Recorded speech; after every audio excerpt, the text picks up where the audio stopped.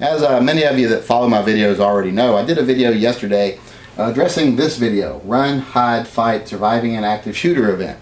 Now this was a video made by the Houston, Texas Mayor's Office, and it was made made possible by a grant from the Department of Homeland Security. So this was made with taxpayer dollars. And if you watched my video, you know I had a lot of problems with this whole concept. I had a lot of problems with the video. I addressed them in my first video. So if you want to know what those problems were, watch that video. But I also felt that there were some questions that came up in that video that I should address, but mostly there were some things that really bothered me as statements from other people that I felt the need that I needed to make another video to address those ideas and statements. First I want to address some of the questions that were asked, because I'll go over those first and then I'll talk about why I was really kind of disappointed in so many people in that original thread, in that original video in the comment section. One question was, did I notice that it was posted in a guns free zone? Because they said, well, if you notice it was posted in a guns free zone, you shouldn't be having these problems with the video. Well, yeah, I noticed that it was a gun free zone. That's kind of the point. The point of the whole thing of that sign doesn't tell me that, okay, well, then the people in there shouldn't be armed. It tells me that this is just an admission by the government that's saying the acts that we take legislatively to protect you do not work, but we still want you to obey them. It's like an admission of saying, oh yeah, we know this doesn't protect you at all, it just helps the criminals, but we still expect you to do what we tell you to do, even though it's stupid. So yeah, I noticed the sign, and that sign is one of the things that made it even worse. Another one was like, well, don't you think it's right to run away? Wouldn't you think engaging is the last act? Well, for one, on the video, engaging is the last act. Well, they meant engaging with like folding chairs and you know, coffee mugs. So I don't think that their form of fighting is actually fighting. It's more bleeding yourself to the slaughter. But my biggest problem with it, but that whole concept was, would you always just run away? Well, it depends on the situation. Of course, yeah, a lot of times running away is the best thing to do because, you know, my first responsibility is myself and my family. But it's not always the best thing to do, and it's not always what I would do. If it was multiple shooters, and I'm like, yeah, I'm not going to engage 3 shooters with my one gun, you know, get shot from the side while I'm taking out one, yeah, I'm going to get the hell out of there. But if it's a single shooter, he's distracted by other targets, he doesn't know the office as well as I do. I hope I know it, I work there. Or maybe I'm just visiting, but hopefully I work there and I know the office better than he does. So if I can come up with an operable method of attack, of course I'm going to engage. Because I have so many advantages. You got to remember, the criminal comes there knowing in his heart that he's not going to meet any resistance because this is a resistance-free zone. Now remember, to criminals, these are resistance-free zones. These are only gun-free zones to law-abiding citizens. To criminals, they're resistance-free zones. So he comes there not thinking he's going to meet any resistance at all. He's distracted by multiple targets. That makes him a easy target pretty much for anyone who's capable of fighting back and knows how to do it.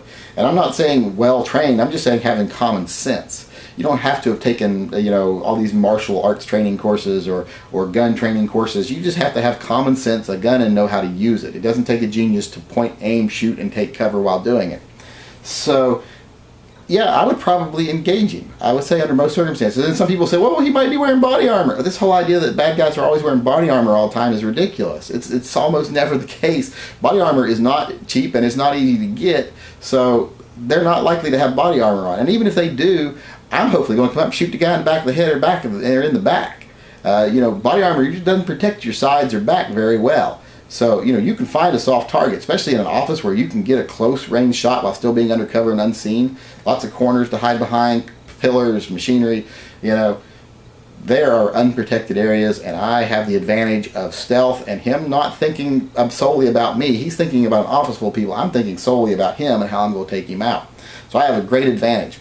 And one of the biggest problems I have, and I'll address this here, about these people that say, well, I would run away, I have had this discussion with multiple other people, and often I will see, I'll go to their YouTube page and stuff, and they have biblical quotes on their YouTube page, yet they're saying that it's not their responsibility to protect another person.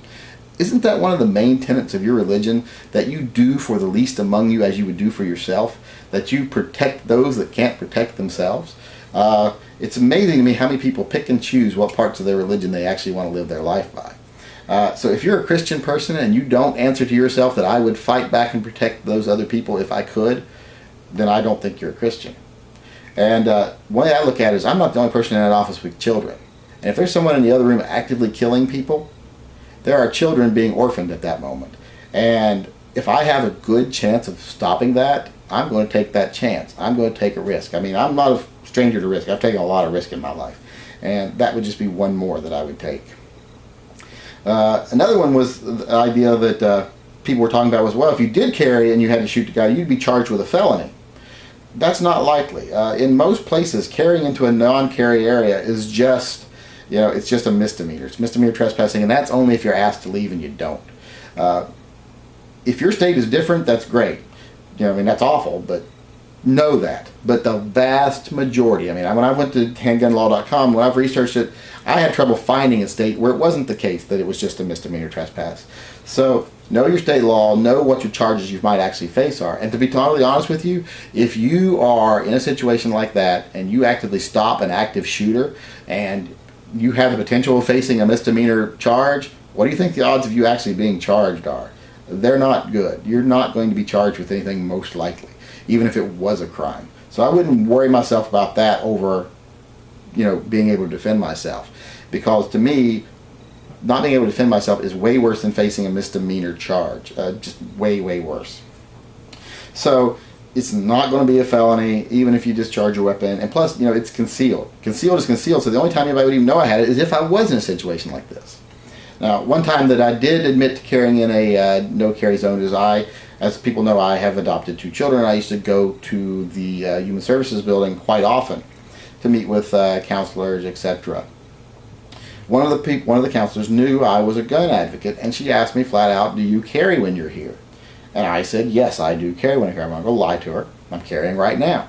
And she says, "You know this is posted a no-carry zone." I was like, "Yep, and I know you have a legal right to ask me to leave, and you can ask me to leave if you want." She said, "Well, if I could ask you to leave in the car." I said, "Well, you can ask me to leave in the car. It's the same thing as ask me to leave, because I won't come in here without it."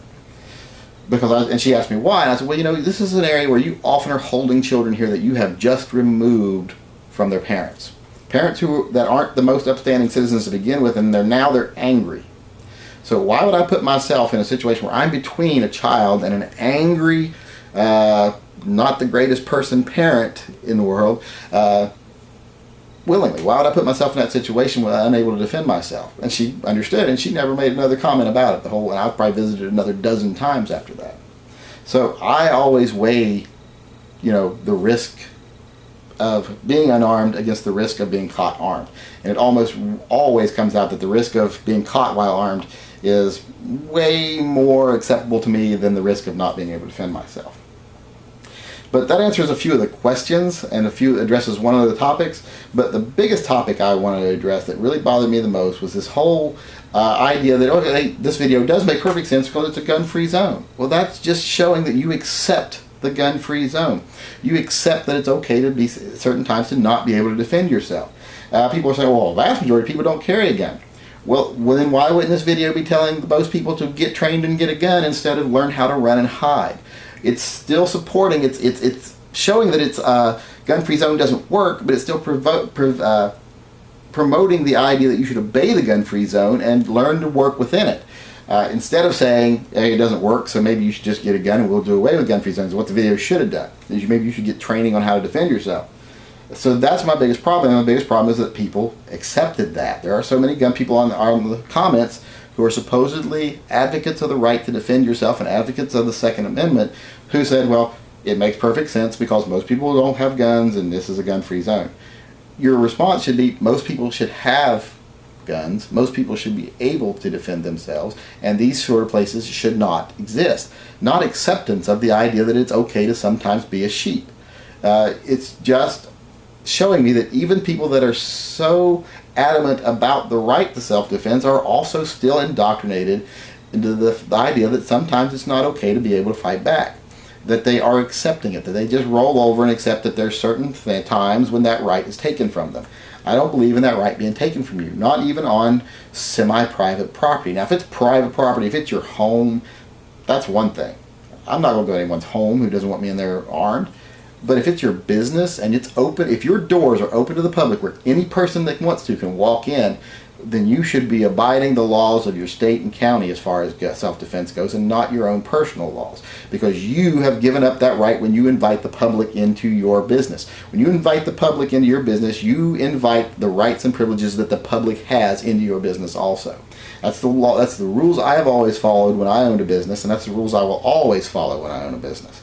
And I think if you fail to do that, you should have your ass sued into oblivion if something happens. Like the Century 16, I hope they go out of business. I hope they are sued into oblivion as a lesson to other people that fail to provide protection for people that they disarmed.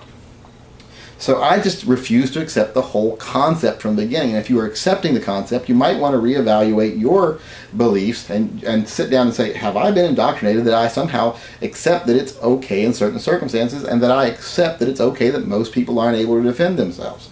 Because I think you might be surprised at what you find if you really look inside yourself and examine your beliefs. So that's really the problems I had with the responses. I'm not picking on anyone in particular or attacking anyone in particular. If you feel attacked, you aren't. I'm just addressing the topic, not the persons who said, the people who said them. So there you have it. There's my follow-up video up to the first video. Those were the things I was disappointed in, and those were some of the questions I wanted to answer. So there you have it.